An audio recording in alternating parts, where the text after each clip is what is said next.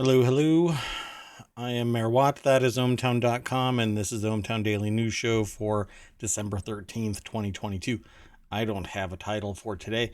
I'm running really, really behind schedule. I know that my show was supposed to be on at 6 o'clock. I got sidetracked, and I will make it up tomorrow. I'll be here at 6 o'clock, the next day, etc., etc. I'll try to avoid running into this problem in the future. But I'm going to do basically a fast series. I got to get out of here. Um, Man, my hair is doing something funky too. Anyway, the news for today is going to go by really quick. I'm just going to go through it and try not to soapbox too much.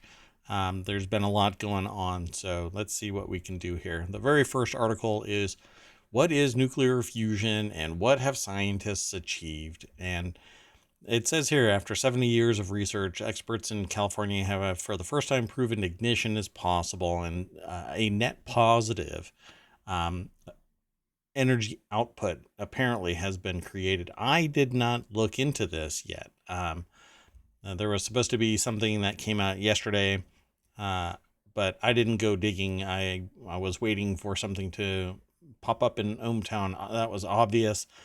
But I didn't go looking, grinding through ohmTown to find something. But I found something when I was going through the news today. Um, I really just was like, okay, well, somebody's going to write a summary somewhere, so let's wait and see what happens. But what showed up basically everywhere, and I'm gonna have to go looking because I don't find anything obvious, is that the Guardian did a write up. Nicola Davis, science correspondent, uh, explains what nuclear fusion is and what scientists have achieved. And it says, so what is nuclear fusion? You see it every day. It's from the sun. It's basically fusing um, material ever heavier.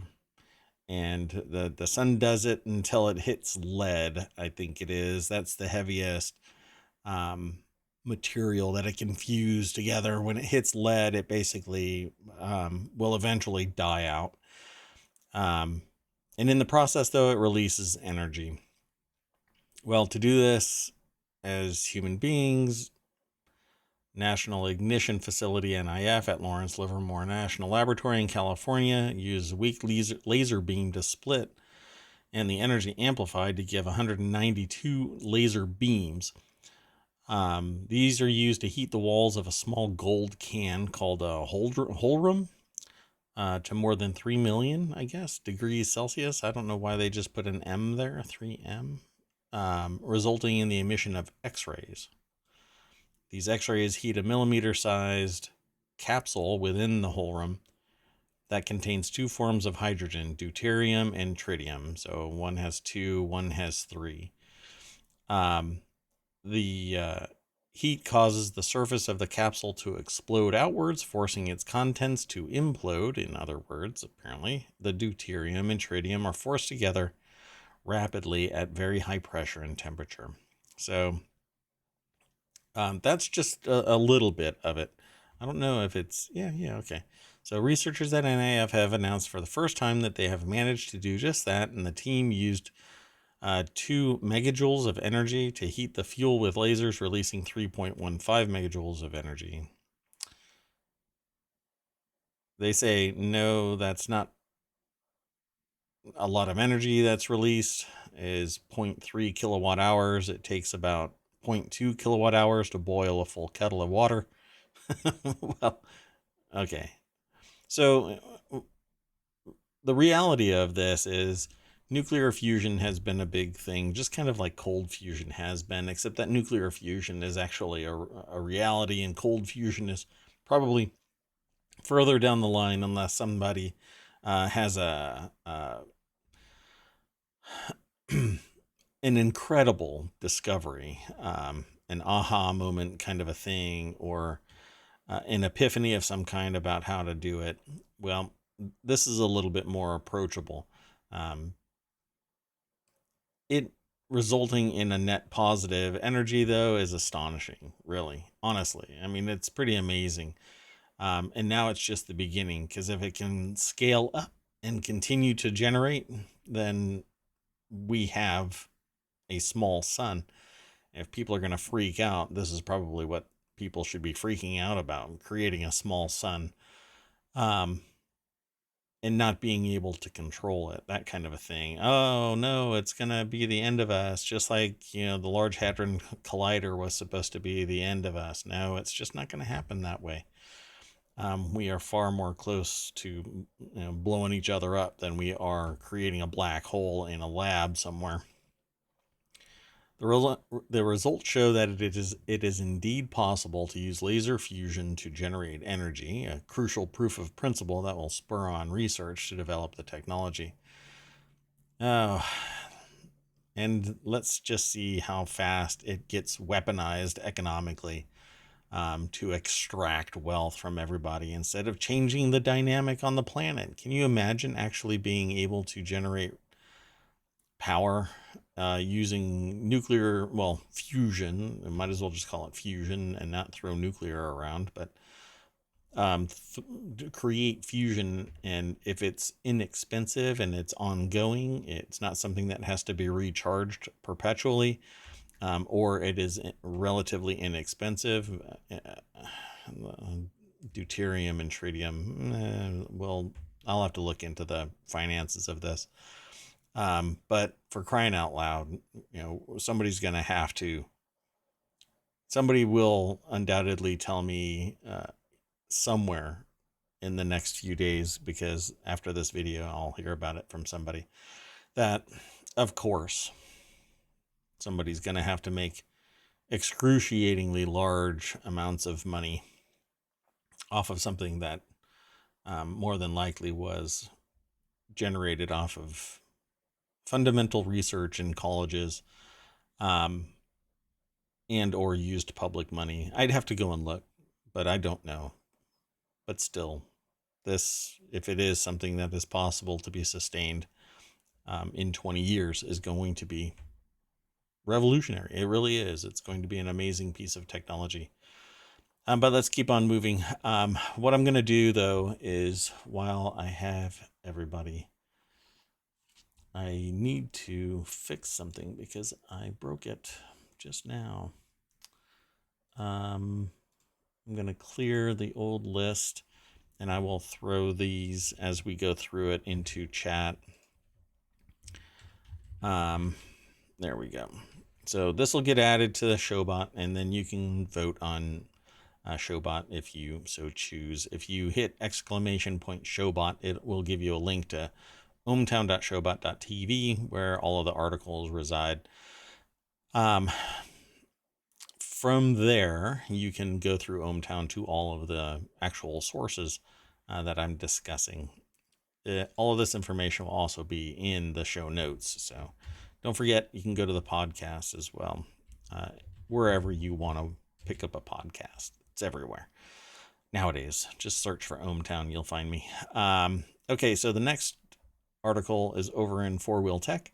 Mercedes built a concept car for Avatar, and the people who put this together over at Ars Technica drove it. So I won't get into this on ohmTown. I'll just go over to the site. And Abigail Bassett is the author of this. The collaboration may seem odd, but it made sense after they drove it. This is a very similar car to another one that used omnidirectional wheels and had that same type of sled look, almost like you're in a kind of like such a hyper reclined position that it's really not reasonable. But it's a great looking concept vehicle. Yeah, this is interesting. Only problem with this kind of thing is one little bump and you're going to end up in the glove box, if there is one. It might be the frunk. At any rate, it's a great looking car. Avatar as a movie, as an IP, that's how it's written here. It's a quote. Avatar as a movie, as an IP, across all the things we do, has something that a lot of movies don't have, which is an ethos. John Landau, CEO of Lightstorm Entertainment and Academy Awards winning producer of Avatar, said via video conference at the event that they attended in Manhattan Beach, California, and that we believe these movies are about something, that they change or challenge us to look at our world a little differently, to understand that our actions have an impact on people around us and the world around us. And we're looking for partners who share in the same type of ethos. And Landau believes that Mercedes really has a vision for a sustainable future. Yeah. As long as really expensive cars are involved in it. I'm going to hustle on through. I won't soapbox about anything. So let's go. The next article is over in the Word in Tech. Westworld is leaving HBO Max. Just over a month after HBO canceled its once hit original show Westworld, it's planning on yanking the back catalog from its streaming service, according to Variety, Deadline, IndieWire, and The Wrap. It's currently not clear when Westworld will be removed from Warner Brothers Discovery flagship streaming service, but it likely won't be alone. The reports indicate that HBO's Love Life and The Nevers will also have to find new homes. Apparently, the 3 shows were available still when The Verge checked in on it. And yeah, it says here, Mitchell Clark is the author of this article over at TheVerge.com. That it's leaving. But really, to me, Westworld went sideways. I'm not sure what happened between the last season and the previous season, but it went really wonky with this black goo kind of thing. Spread a virus, a virus. I'm not sure what it is really, using flies to infect people. If you haven't watched this, then I'm spoiling the hell out of it. Really, apologies, but after this much dead time between the end of a series and me talking about it, you know, I don't think spoiler warnings really matter at this point. It's like me telling you that Dumbledore dies.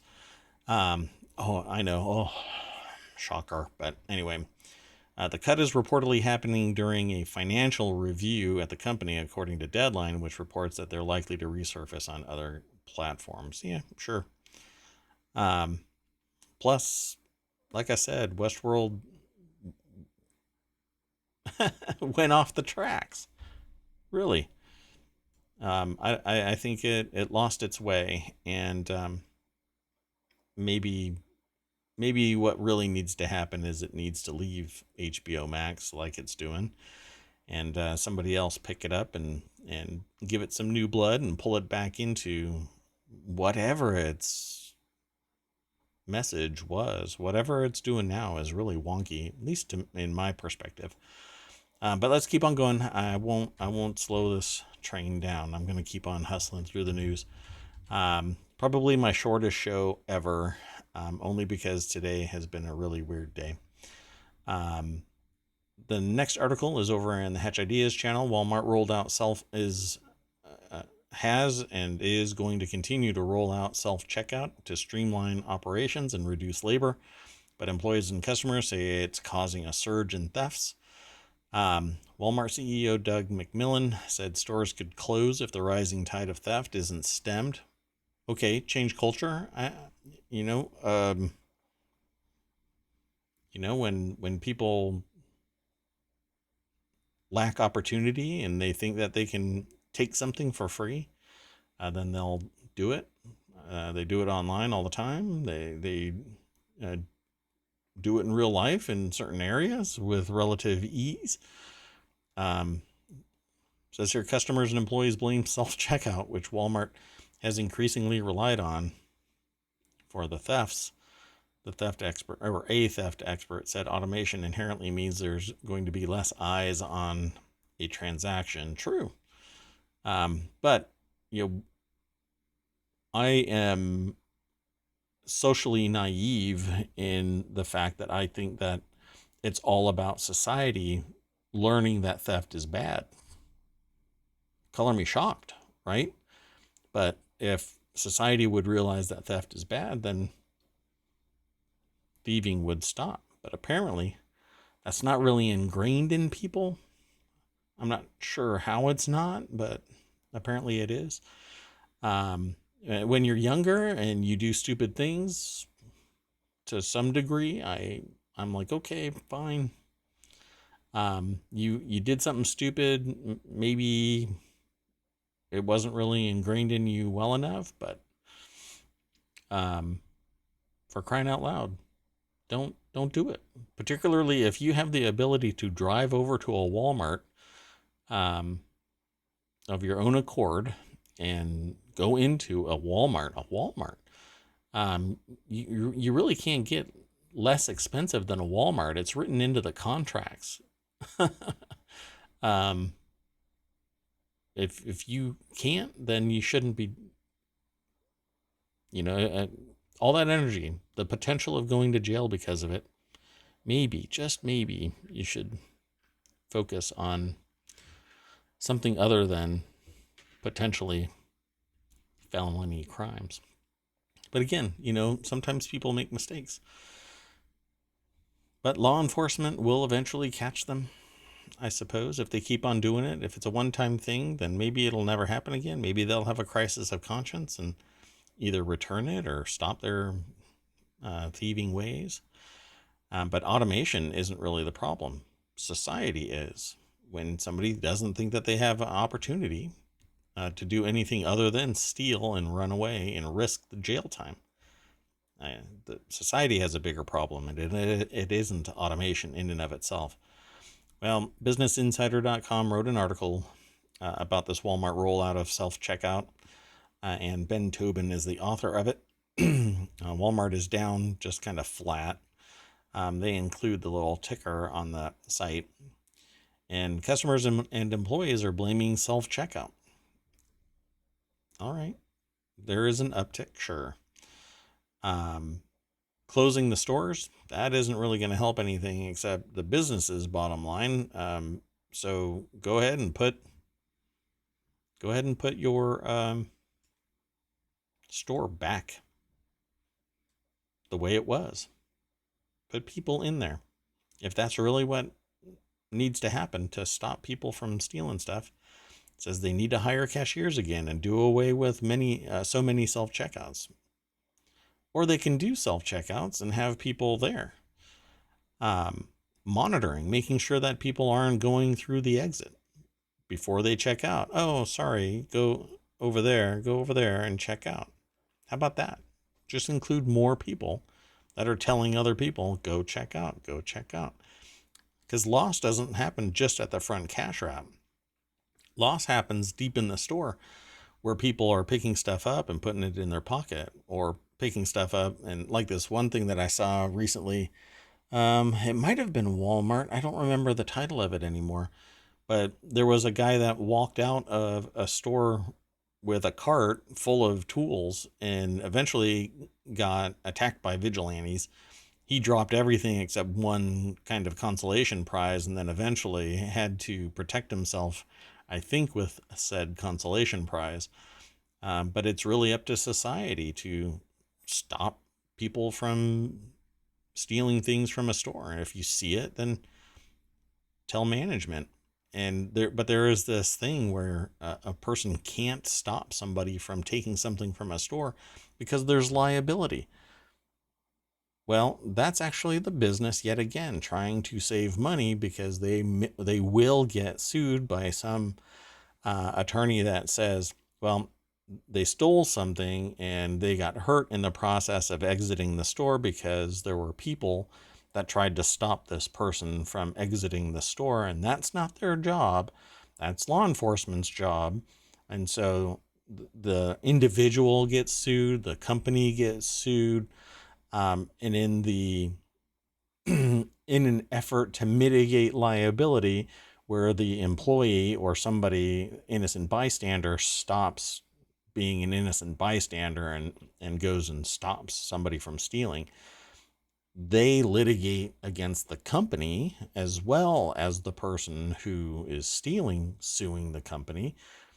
the result ends up being everybody hands off, let the thief take what they want. And now people are complaining that automation is going to be the reason why people are stealing. Well, what do you want to do there, company? Do you want to save money by preventing theft? Well, then get more people in the store that are actually have the ability to stop thieves, because theft isn't going to stop of its own accord until all of society suddenly has an epiphany, like fusion research. Oh, theft is bad. Oh, okay, now I get it. And usually that actually happens with somebody that is young and impressionable, maybe hanging out with the wrong crowd because somebody actually got away with it once. They steal something and sometimes they feel bad or it just fades away. It never happens again. But there are people out there that will take advantage of it. Well, put the people back in the store. That seems like the obvious thing, but got to save money. And when I can fire 8 people and put 8 kiosks and one person in charge of all of them, I'm surprised that in some areas theft is going to shoot through the roof. Okay, well, that's enough of me soapboxing about that one. And like I said, today's going to be a short show. I'm going to have to get out of here.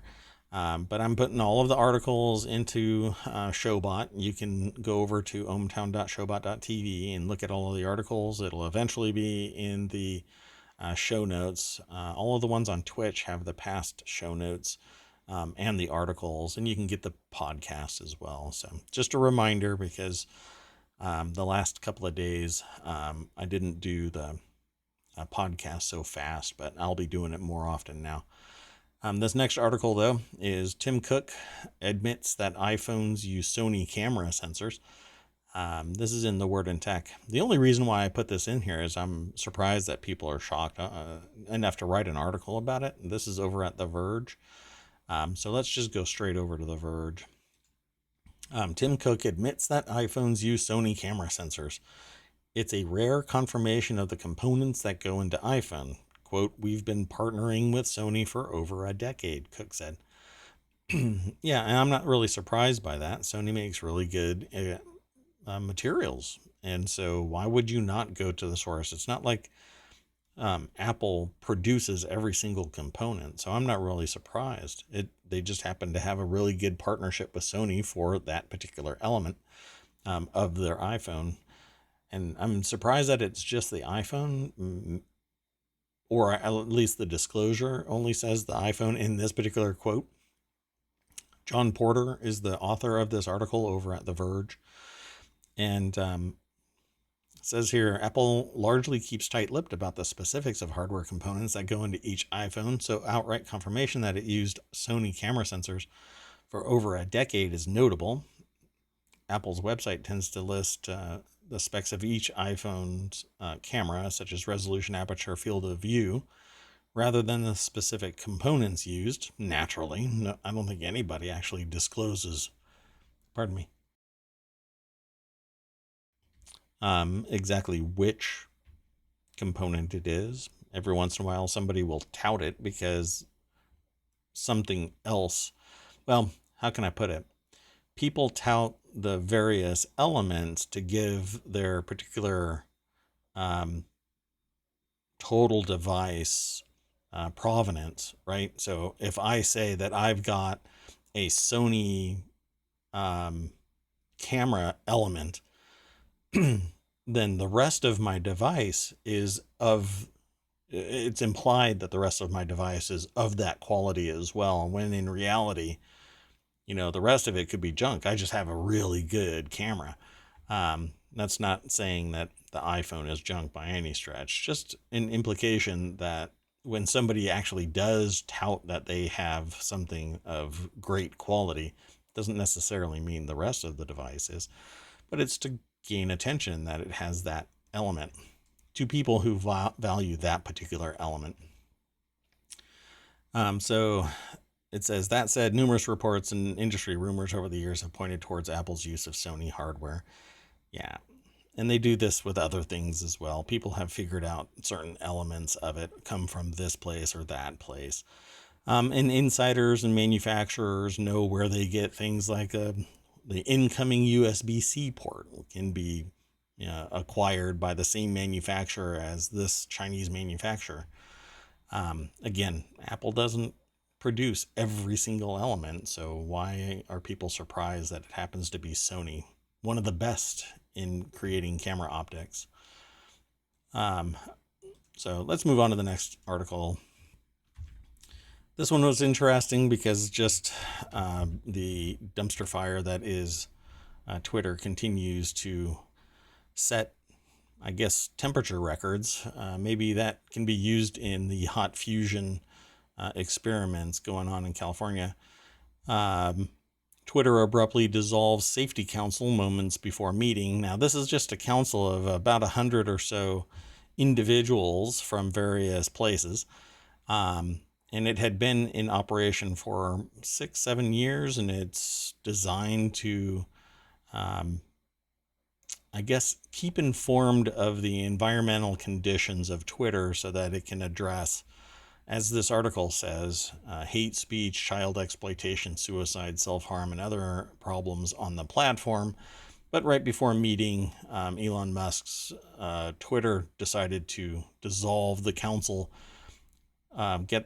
So the name here is the Council of Trust and Safety. So the Trust and Safety Council got dissolved.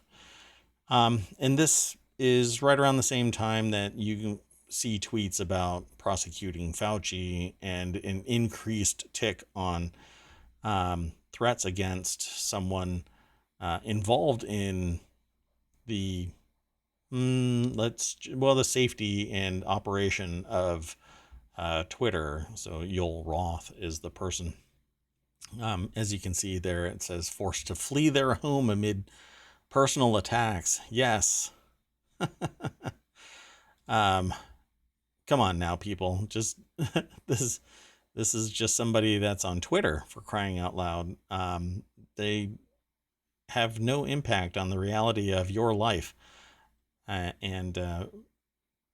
But I guess when Elon Musk says something, then you'll have to jump at that. The council was an advisory group of nearly 100 independent civil, human rights, and other organizations that the company formed in 2016 to address hate speech, child exploitation, etc. It's kind of ridiculous that this shouldn't be an external council that still provides oversight on the trust and safety of Twitter. It just is an outside whistleblower now. So stay formed together, council. Become the Trust and Safety Council for Twitter and other sites. But are these people getting paid, compensated in some way? They're largely a social justice council. They should still maintain oversight and publish their findings. I guarantee you that their free speech rights will be violated the moment that they post something on Twitter that's relevant to Twitter's trust and safety. If they're external to it and they are posting these things, their findings of various commentaries that are posted on Twitter that might, I don't know, be outright lies and frauds and violations of terms of use, and common sense and decency. And by decency, I mean some simple baseline decency. There's certain things that you just can't do, right? Like hate speech, child exploitation, suicide, self-harm. If people are contemplating publicly suicide on Twitter, I don't think that it should be something that's just left to the four winds until somebody actually takes their life.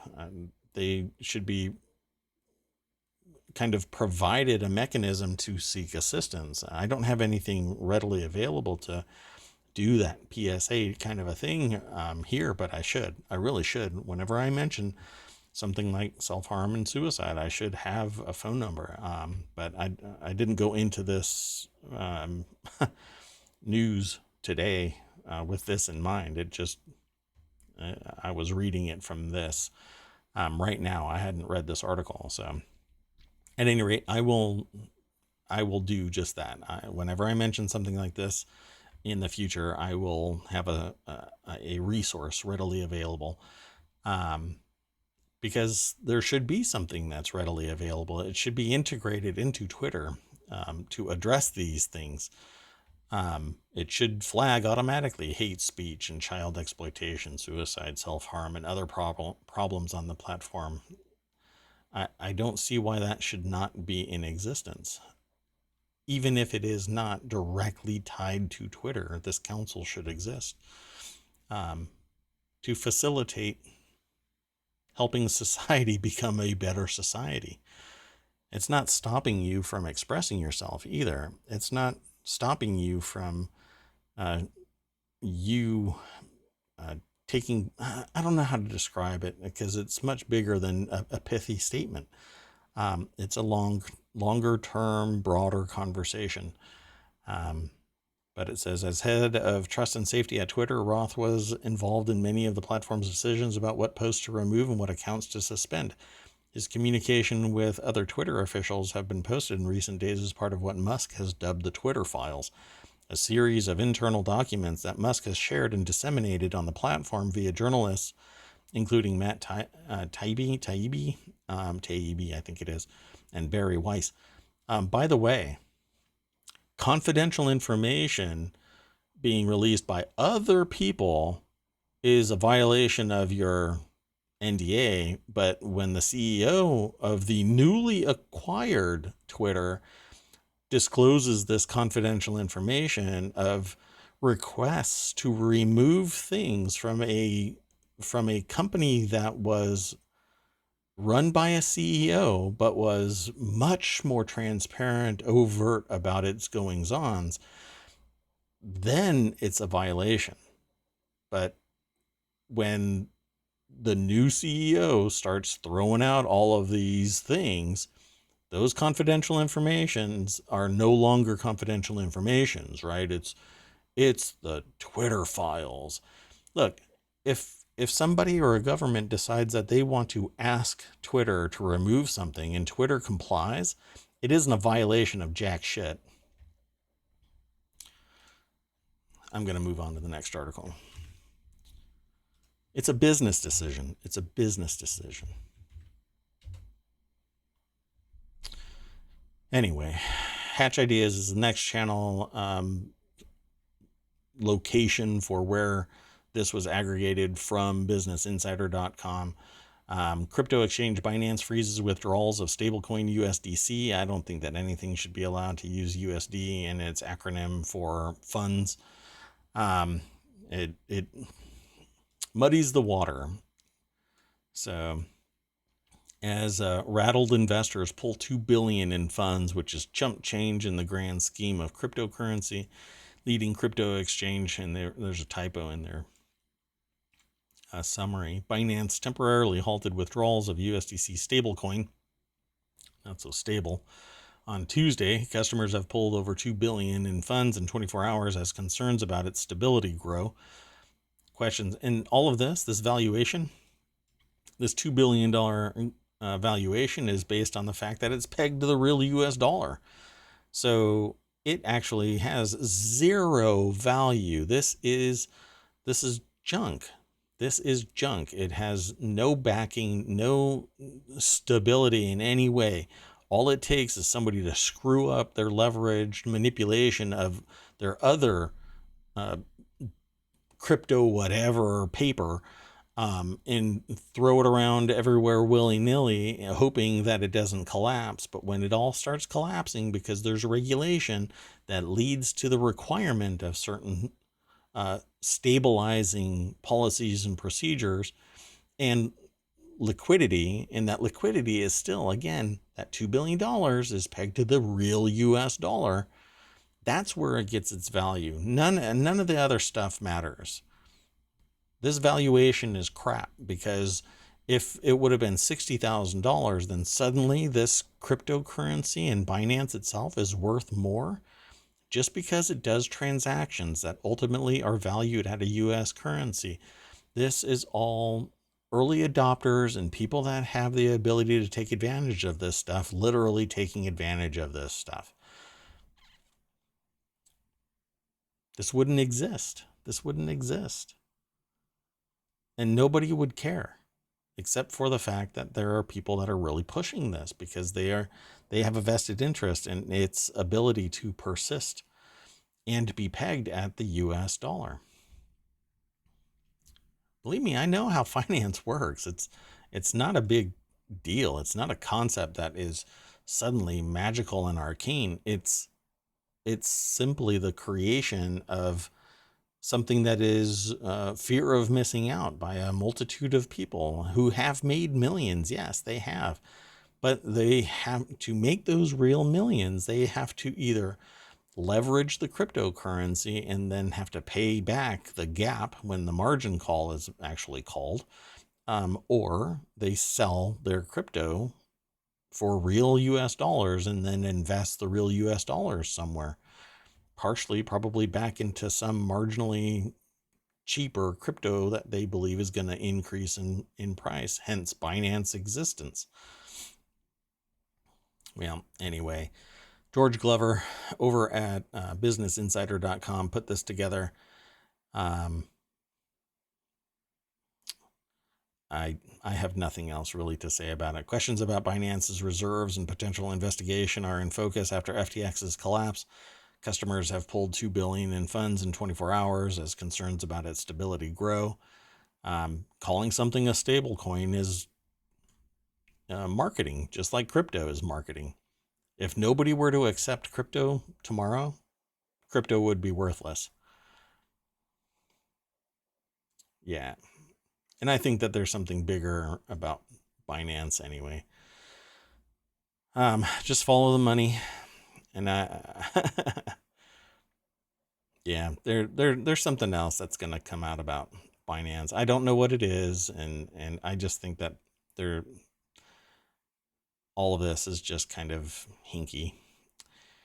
Anyway, Binance halted USDC withdrawals after customers pulled over $2 billion.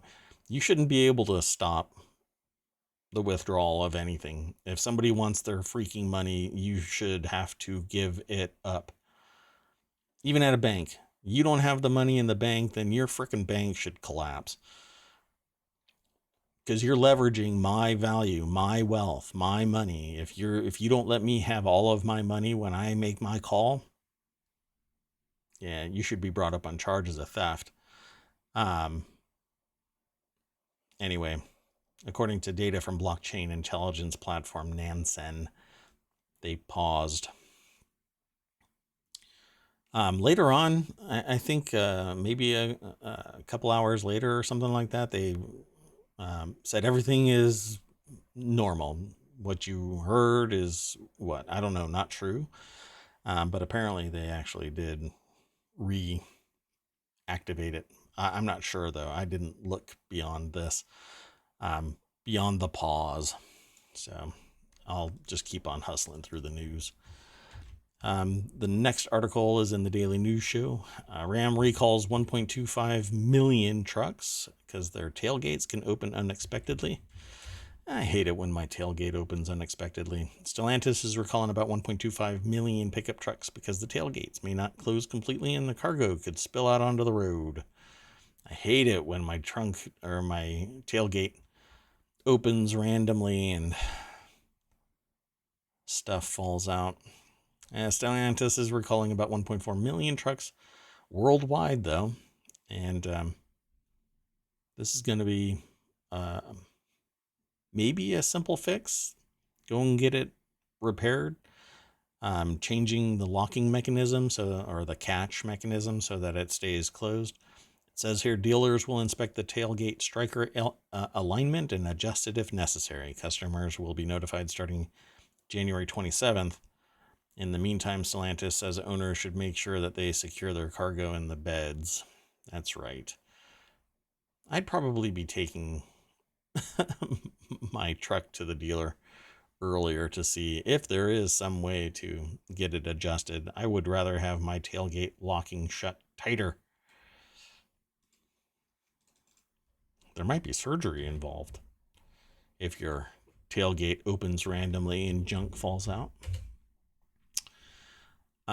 This next article is Brian Lord talks ICM acquisition, Bob Iger's return, Glass Onion fate, and the chance of a strike in 2023 at Variety's Dealmakers Breakfast. I had read something about this previously, and so what I was really interested in this article, it's over at variety.com by Cynthia Littleton, and is the Glass Onion fate comment. And so let's see where it might be. So there's the intro talking about ICM partners during the conversation with Claudia Eller, Variety's chief production officer. CAA's $750 million acquisition has spurred speculation again that the agency will eventually go public. Let's see. But Lord says that they have no plans to go public. Why would they? I mean, unless they want a whole bunch of stakeholders, a much larger board, and have to wait to get their money out. Let's see. There's a lot in this article, so I would suggest following the link and going over to the Variety article, but let's talk about this. There it is. Glass Onion, the first of two sequels, performed well in its 1 week box office run last month. But Eller pressed him on whether Netflix, quote, left money on the table, because you know what you got to do, right? Extract every single penny across the board at all times by pulling it from multiplexes so quickly. Well, Lord said that the answer will come when Glass Onion debuts on Netflix next month, because there was a short window where it was played in movie theaters, and now it's going to go back to Netflix. It says here we'll find out in January. I'm not sure why they paused so widely. I would have had it switched over to Netflix so fast so that you could take advantage of the Christmas period.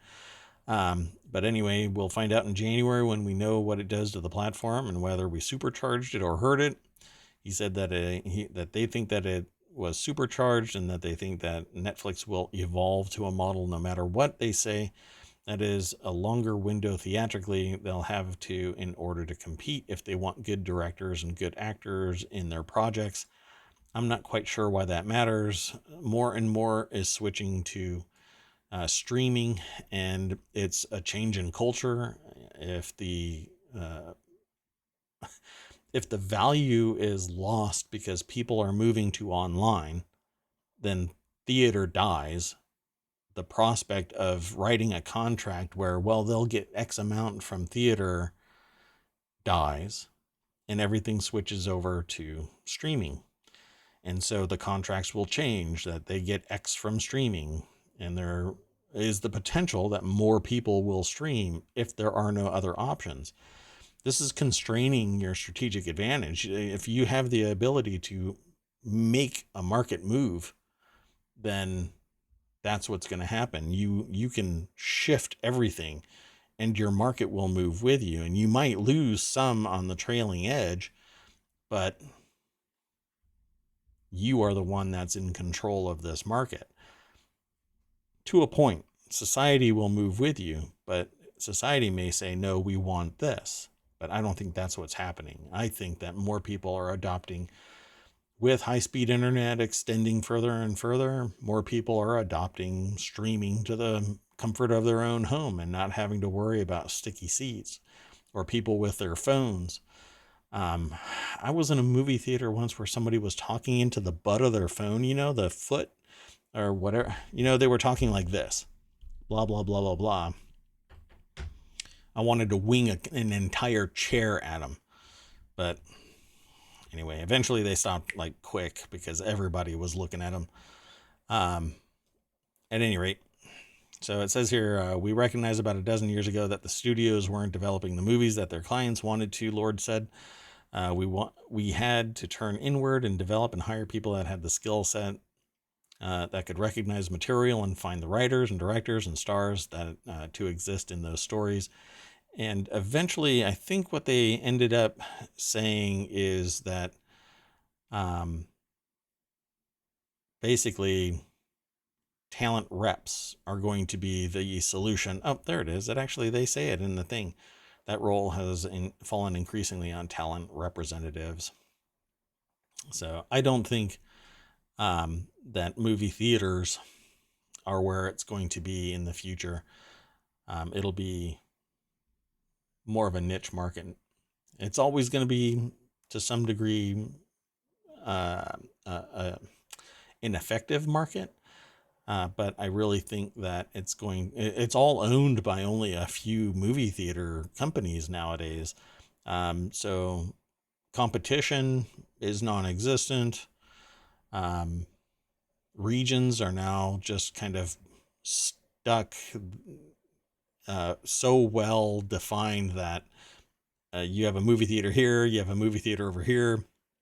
Independent movie theaters can't afford it because the bigger ones are paying more for the licensing, so it prices out the smaller ones. And in well, that's a longer business discussion. But at any rate, it just kind of sucks that big business is pricing out the smaller theaters. And really, consumers are the ones that are going to be paying the price. Okay. And finally, in what I didn't think was ever going to happen, Apple is supposedly preparing to allow third-party app stores into the ecosystem by 2024. Supposedly, the European law changes that'll come into play in 2024 are going to force Apple to allow third-party app stores to exist in the iPhone and iPad ecosystem. I would be, I don't know, I'm bummed by this idea because the security footprint of Apple is going to be different. And I really don't like it. How they're going to do it, I don't know. But I hope that Apple is the one that's going to be doing the auditing of software and not put the pure onus on the consumer to protect themselves, because you don't know what you don't know. And nobody is sitting there with Wireshark and a firewall mining the data and making sure that an app is secure and that the behind the scenes app isn't sitting there exfiltrating to two different locations. It's there's just so much wrong with this. But it says here Apple is reportedly bracing itself for European Union law changes that will come into force in 2024 and is preparing for third-party app stores to exist in the iPhone and iPad. The introduction of the Digital Markets Act by the EU. There's some wrong-headedness about certain things, and this is definitely, to me, Apple is a vertical. Dunk. It has created the storefront for its own ecosystem. Dunk. This is not. I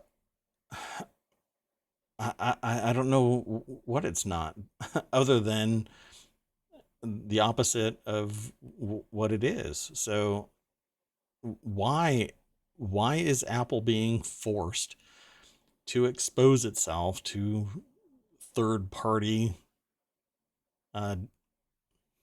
storefronts? It'll cause it. Okay, so let me finish the thing. By the EU will stand to cause major changes for app marketplace operators like Apple, specifically by allowing third-party app stores to exist on iPhone and iPad. With the rule changes on the horizon, Apple is said to be getting ready to fall into compliance. So this entire paragraph is basically saying one thing. The Digital Markets Act by the EU is going to force Apple to allow third-party app stores to exist on its platform. And I think it's wrong-headed. Malcolm Owen is the author of this over at appleinsider.com. And let's see if there's more. There's always more, but it says the Digital Markets Act applies to companies who provide browsers, messaging services, or social media to at least 45 million monthly end users in the EU. At the same time, they must have 10,000 annual business users, a market cap of at least 75 billion euros, or a yearly turnover of 7.5 billion euros. Well, that's easy for Apple. Probably the biggest dog on the block. Let's see. I want to see where they find the value in this. It isn't about competition, because Apple is allowing anybody into the Apple Store. This has to be about the commission, and the commission is what is empowering Apple to do what it does, dedicate staff and infrastructure to supporting the marketing and continued existence of the Apple Store. It says Apple has also claimed to be putting a significant amount of resources into the effort, though some engineers apparently see it as distracting from feature development. I agree. The report claims that changes will enable third-party app stores to be used without the App Store itself. Doing so would allow apps to avoid Apple's various App Store-based restrictions for security and safety, as well as the 30% store commission. You know what? What's going to end up happening is cybersecurity of your device is going to be compromised when you use a third-party app store, until somehow there is enough integrity imparted on your app store of choice that you can trust it. But I'm never going to trust anything other than the Apple App Store. They have way too much to risk, or at risk, by screwing up the security profile. And you're not going to be able to get into my Apple devices remotely. You will have to be sitting on my lap to use to break into my phone or my iPad, my Apple TV, etc., etc. It's just not going to happen. You'd have to compromise on Apple servers, one of those products. And has it happened in the past? Apparently, yeah. But you know what that 30% pays for? Somebody hauling ass to repair it, pull that app, ban the person if they were willfully complicit in compromising an app, etc., etc., etc. So we'll see. There have always been sideloading options for devices. So this basically just, I guess, enumerates having a sideloading option as a third-party app store. Guess we'll see how it fares in the future. But I think it's wrong-headed. Anyway, I am Mayor Watt. That is ohmTown.com. Thank you very much for coming and hanging out. I know a few people have come in and left. I hope they got something out of the show. It's just a new show that covers the last 24 hours and hopefully some of the hottest topics. What's really interesting is that I hear about my show topics that other people that do a similar type of show talk about on their show, but their show is massively popular. And I'm just now starting out. So please tell a friend, have them come with you and chat with me about the stuff. In 2023, I'm going to be ramping up the number of hours that I am doing the show. I will say that it's probably going to be 2 to 3 hours a show for ohmTown Daily News Show. And then afterward, I'm going to be focusing on doing VR right out of the gate, as well as the plan is to bring 5 more shows. The Daily News Show will be a daily show, and then 5 new shows, once a week. It will be the new shows, not dailies. But we'll see how it goes. I've got a couple more weeks of planning, and I need to focus. So that was one of the things that was really weighing on me today, which slowed me down. But that's it for today. There's no outgoing music. I'm not playing any music underneath me here. So when you hear quiet, it's because I'm not playing music anymore. Yeah, it was just an extra kind of thing, and I don't know if it really added. So let me know in comments, or you can hit !S and leave me a message. And that'll go into the show bot so everybody can see it. I'll delete anything that is unwanted. I'll put it to you that way. And you can also do !showbot, and that'll give you the URL to where all of the other URLs to ohmTown are. So ohmTown.showbot.tv has this list, and you'll be able to vote on articles that you find interesting and let me know what maybe my audience is interested in. I tend to have people lurking, which is awesome, but I'd really like to be able to hear your voice, even if it's in text or vote or elsewhere. I'd love for you to influence my show, unless I'm doing everything right. And then I guess there's no need to, throw something at me. Okay, that's it. I'm rambling. I'll see you tomorrow, 6 p.m. Eastern, unless we get hit by an asteroid or something. I intend to do a show every single night in perpetuity. So hope to see you. Ciao.